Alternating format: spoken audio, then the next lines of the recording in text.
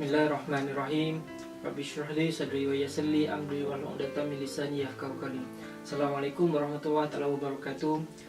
Para pendengar sekalian, alhamdulillah kita masih lagi diberi satu nikmat. Kita masih lagi dipanjangkan umur dan dimurahkan rezeki. Bersama-sama bertemu Ramadan pada tahun ini. Bagaimana Ramadan itu Allah telah janjikan untuk melipat gandakan setiap amalan kita kan. Dan insya-Allah hari ini saya suka untuk memberikan sedikit tazkirah mengenai obsesi.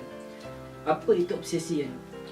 Obsesi ini kita boleh simpulkan sebagai sesuatu yang sangat mengganggu kan, menghantui fikiran seseorang sehingga kan dia melupakan perkara-perkara lain kan. Atau dalam kata mudahnya, dia sangat asyik kan, sangat taksub, sangat suka akan sesuatu perkara itu sampai dia melupakan segala perkara-perkara yang lain kan. Kita boleh lihat dalam Al-Quran, Allah telah ceritakan bagaimana obsesi ini adalah perkara yang biasa kan. Dalam surah Al-Qasas ayat ke-76 dan ke-79 bagaimana Allah menceritakan obsesi Qarun itu terhadap harta kan. Bagaimana Allah telah menganugerahkan Qarun ini dengan banyak harta kan, dan sehingga membuatkan Qarun itu sangat obses terhadap hartanya dan mengkufurkan dirinya sendiri kan. Dan obsesi ini perkara biasa kan. Allah telah menceritakan sebagai satu fitrah kepada manusia itu untuk suka kepada sesuatu perkara kan. Tetapi sebagai seorang Muslim, obsesi ke mana kita nak mengarahkan obsesi kita ini kan? Ke arah mana kita nak mengarahkan obsesi ini kan? Sama ada ke arah syurga atau dunia kan? Dan sebagai seorang Muslim yang luar biasa, obsesi mereka adalah sesuatu yang luar biasa juga kan. Bagaimana obsesi mereka itu adalah sesuatu yang di luar nikmat dunia kan. Mereka tidak pernah bayangkan kan, iaitu nikmat syurga kan. Itu adalah obsesi manusia yang luar biasa imannya kan. Mereka menambahkan sesuatu yang Allah telah janjikan dalam Al-Quran yang dapat meredakan dan sesuatu yang sangat mengasyikkan kan. Kita boleh lihatlah bagaimana nikmat syurga ini adalah pernah diceritakan bagaimana si fulan ini ketika dunia itu sangatlah penuh, hidupnya penuhlah dengan pancaroba kan, hidup penuh dengan ujian kan, tidak pernah rasa senang kan.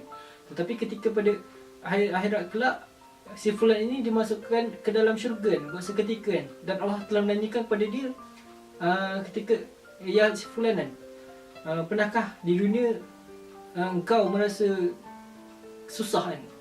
So apa si fulan ini cakap? Tidak kan, aku tidak pernah merasa sebarang kesusahan kan. So bagaimana Allah nak menceritakan bahawa nikmat syurga itu sangatlah mengasyikkan kan, sangatlah mendamaikan kan, sehingga kita boleh melupakan segala kesusahan yang pernah kita alami kan ketika dalam syurga, ketika di dunia kan. Dan sesungguhnya Allah itu sangat menginginkan setiap hamba-Nya untuk masuk ke dalam syurga kan. Tapi ganjaran syurga ini bukanlah perkara yang mudah kan. Dia memerlukan pengorbanan dan sesuai untuk orang yang sangat mendambakannya. So kita tanya diri kita kan, adakah amalan-amalan kita atau hati kita telah menggambarkan keobsesian kita terhadap syurga kan? Adakah amalan-amalan kita ini selama ini telah menjadikan kita sebagai seorang yang sangat obses terhadap syurga kan? Itu kita tepuk dan tanya selera kita sendiri kan.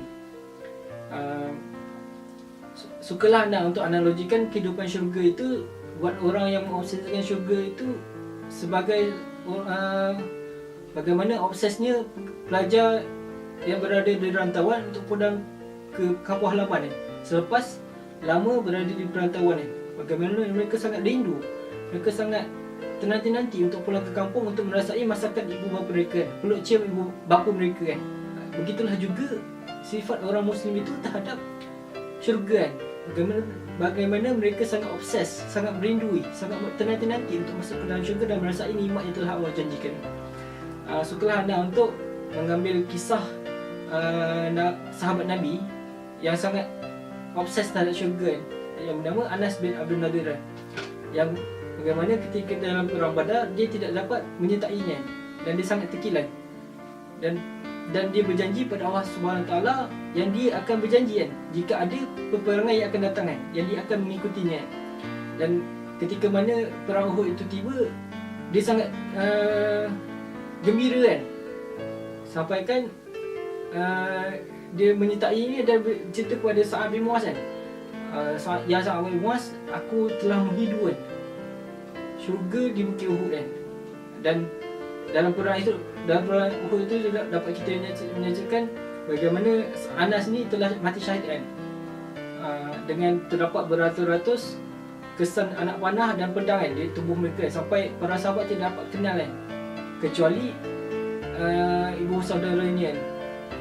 Hanya ibu saudaranya yang dapat mengenal jasad Anas ni kan, melalui jari Anas kan. Bagaimana kita lihat para sahabat sanggup melakukan apa saja untuk menjadikan mereka salah seorang ahli syurga kan. Tapi bagaimana kita pada hari ini?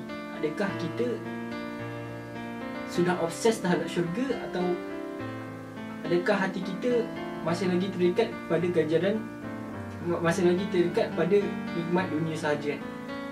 Wallahu alam. Semoga Ramadan ini menjadikan kita seorang ahli syurga dengan amalan-amalan yang telah kita lakukan, insya-Allah. Assalamualaikum warahmatullahi wabarakatuh.